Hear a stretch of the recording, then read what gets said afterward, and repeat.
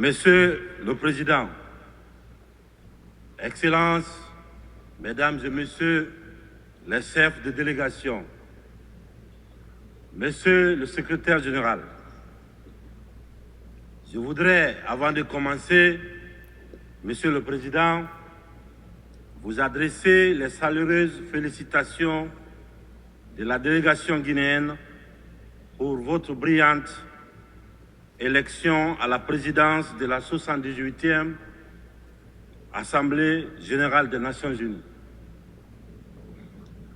Je voudrais également, devant cette auguste Assemblée, vous assurer du soutien de mon pays.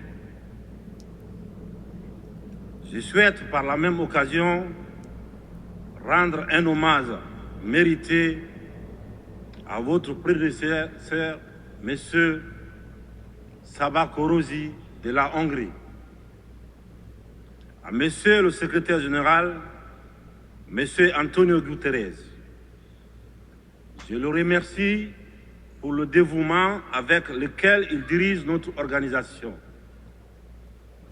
Monsieur le Président, Mesdames et Messieurs, en venant prendre part aux travaux de la 78e section ordinaire, je voudrais m'acquitter d'un devoir, celui de vous transmettre les chaleureuses salutations du peuple souverain de Guinée. Mon pays qui continue de fonder un espoir en l'Organisation des Nations Unies pour trouver des solutions idoines aux questions auxquelles notre monde continue d'être confronté. Dans ce cadre, Monsieur le Président, nous pensons que les fondamentaux qui ont sous-tendu à la création de notre organisation doivent s'adapter aux mutations profondes de notre société. L'objectif du thème de la présente session, paix, prospérité, progrès, durabilité, est d'actualité. Évocateur et mérite une attention particulière de notre part. Épidémie de coups d'État en Afrique. Après celle de la Covid-19, le continent est frappé par celle des putsch militaires, notamment dans les pays francophones du sud du Sahara. C'est tout le monde qui le condamne, qui les sanctionne, qui s'émeut de la réapparition brusque de cette pratique que l'on croyait révolue, à juste titre. Mais j'ai envie de dire que la communauté internationale doit avoir l'honnêteté et la correction de ne pas se contenter de dénoncer les seules conséquences, mais de s'intéresser et de traiter les causes.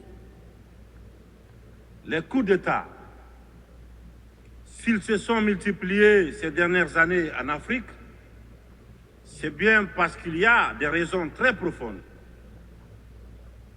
Et pour traiter le mal, Mesdames et Messieurs, il faut s'intéresser aux causes racines.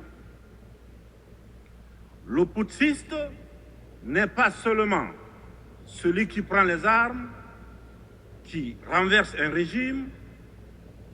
Je souhaite que l'on retienne que les vrais putschistes, les plus nombreux, qui ne font l'objet d'aucune condamnation, c'est aussi ceux qui manigancent, qui utilisent la fourberie, qui trichent pour manipuler les textes de la Constitution afin de se maintenir éternellement au pouvoir. C'est ceux en col blanc qui modifient les règles du jeu pendant la partie pour conserver les rênes du pouvoir. Voilà les putschistes les plus nombreux. Monsieur le Président, Mesdames et Messieurs, je fais partie de ceux qui, un matin, ont décidé de prendre nos responsabilités pour éviter à notre pays un chaos complet, une situation insurrectionnelle. Aucune force politique, toutes complètement neutralisées à l'époque, n'avait ni le courage ni les moyens de mettre fin à l'imposture que nous vivions. La rectification institutionnelle à laquelle mes frères d'armes et moi avons pris nos responsabilités le 5 septembre 2021 n'était qu'une conséquence de cette situation de chaos qui avait fini par fissurer le tissu social et mettre à mal le vivre ensemble. Sans être exhaustif, nous pensons que les transitions qui sont en cours en Afrique sont dues à plusieurs facteurs parmi lesquels on peut citer les promesses non tenues, l'endormissement du peuple, le tripatouillage des constitutions par des dirigeants qui ont pour seul souci de se maintenir au pouvoir au détriment du bien-être collectif. Aujourd'hui, le peuple africain sont plus que jamais éveillés et décidés à prendre leur destin en main. La mauvaise répartition des richesses crée des inégalités sans fin. La famine, la misère qui rendent le quotidien de nos populations de plus en plus difficile. Ces inégalités font partie des causes des événements qui mettent en péril surtout le vivre ensemble. Quand les richesses d'un pays sont dans les mains d'une élite, alors que les nouveau-nés meurent dans les hôpitaux par manque de couveuses,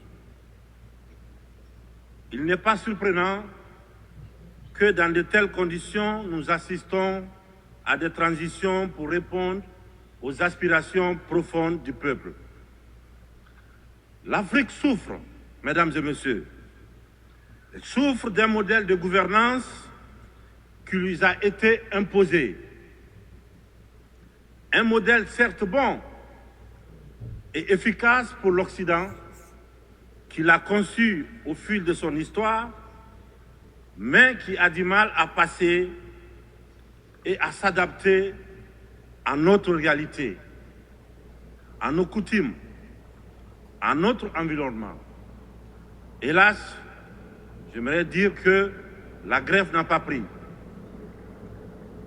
Je sais que lorsque je dis cela, tout de suite, ils sont nombreux à se dire encore un bidasse qui veut tordre le cou à la démocratie. Encore un soldat qui veut imposer sa dictature. Cependant, de façon très claire, sans hypocrisie, sans faux semblant, les jeux dans les jeux. Nous sommes tous conscients que ce modèle de démocratie que vous nous avez si insidieusement et savamment imposé après le sommet de la Baule en France, presque de façon religieuse, il ne marche pas. Les différents indices économiques et sociaux sont là pour démontrer que ce n'est pas un jugement de valeur sur la démocratie en elle-même. Croyez-moi, bien entendu, c'est un constat, c'est un bilan. Sur plusieurs décennies d'expérimentation chaotique de ces modèles dans notre environnement, une période où il n'a été question que des outils politiques, au détriment, bien sûr, au détriment de l'essentiel, qui est l'économie, la transformation de nos matières premières sur place. Permettez-moi de pousser l'exercice de vérité un peu plus loin. Avec ma courte mais intense expérience à la gestion d'un État, la Guinée, j'ai mieux mesuré à quel point ce modèle a surtout contribué à entretenir un système d'exploitation et de pillage de nos ressources par les autres, et une corruption très active de nos élites, des leaders nationaux à qui on a souvent accordé des certificats de démocrates. Et en fonction de leur docilité ou de leur aptitude à brader les ressources et les biens de leur peuple, ou encore de leur facilité à céder aux pseudo-recommandations et injonctions des grandes puissances. Je dois d'ailleurs, dans ce sens, confesser que tout ce à quoi je fais face dépasse l'imagination. Ce sont les mêmes qui confessent la démocratie, la transparence, qui dénoncent la mauvaise gouvernance et la corruption, qui dictent les règles. C'est eux qui en offrent très discrètement et sournoisement redoublent de pression pour nous faire céder notre patrimoine dans des contrats léonins. Je comprends certains dirigeants, quelques-uns de mes prédécesseurs, qui, parce qu'ils avaient des fragilités, parce qu'ils étaient sous pression, ou parce qu'ils traînent des casseroles, ou surtout parce qu'ils avaient des agendas politiques, ont cédé à ce qu'on leur demandait. Je les comprends sans les approuver. Certains m'ont même rappelé que si j'avais un agenda politique, je serais moins à l'aise pour mener à bien les réformes auxquelles mon gouvernement et moi nous nous sommes attaqués. Une chose est certaine, nous n'avons qu'une seule préoccupation, le bien-être du peuple et le vivre ensemble. C'est cela notre priorité. C'est pourquoi la transition que je dirige a choisi de se consacrer avec méthode en fixant les objectifs clairs dans un ordre précis. Le social, l'économie et le politique.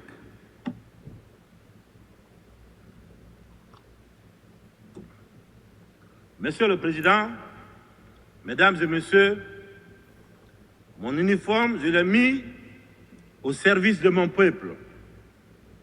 Je vous serai reconnaissant de respecter ces serments, de nous tenir à distance respectable des divisions, de toutes sortes, que beaucoup essaient de nourrir dans nos pays.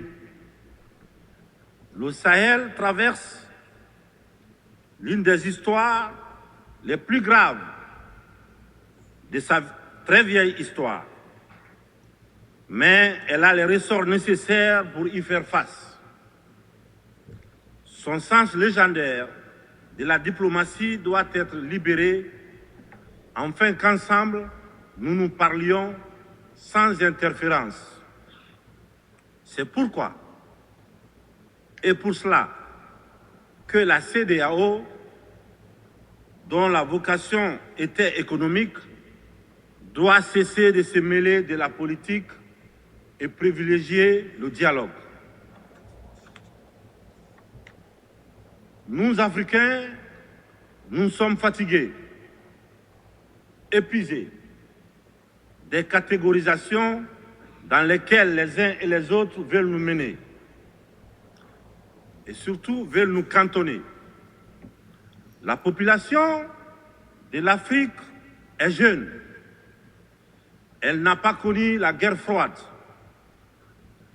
Elle n'a pas connu la guerre et les guerres idéologiques qui ont façonné le monde pendant les 70 dernières années. C'est pourquoi nous, Africains, nous trouvons insultants les cases, les classements qui tantôt nous placent sous influence des Américains, tantôt sous celle des Anglais, tantôt des Français, tantôt des Chinois, des Russes et même des Turcs. Nous ne sommes ni pro, ni anti-américains, ni pro, ni anti-chinois, ni pro, ni anti-français, ni pro, ni anti-russe, ni pro, ni anti-turc. Nous sommes tout simplement pro-africains. C'est tout.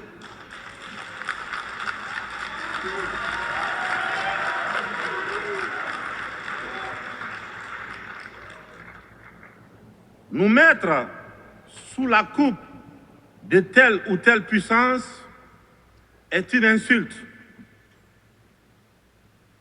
du mépris, du racisme vis-à-vis d'un continent de plus d'1,3 milliard de personnes. Il est important, dans cette prestigieuse et influente assemblée, que l'on comprenne clairement que l'Afrique de papa, la vieille Afrique, c'est terminé.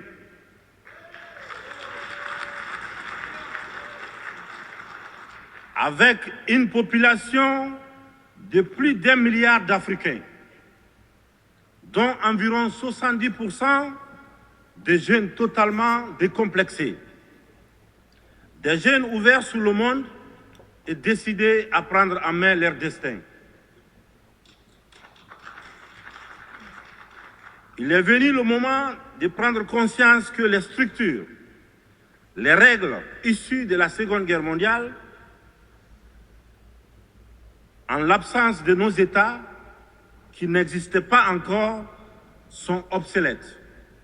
C'est la fin d'une époque déséquilibrée, injuste, où nous n'avons pas droit au chapitre.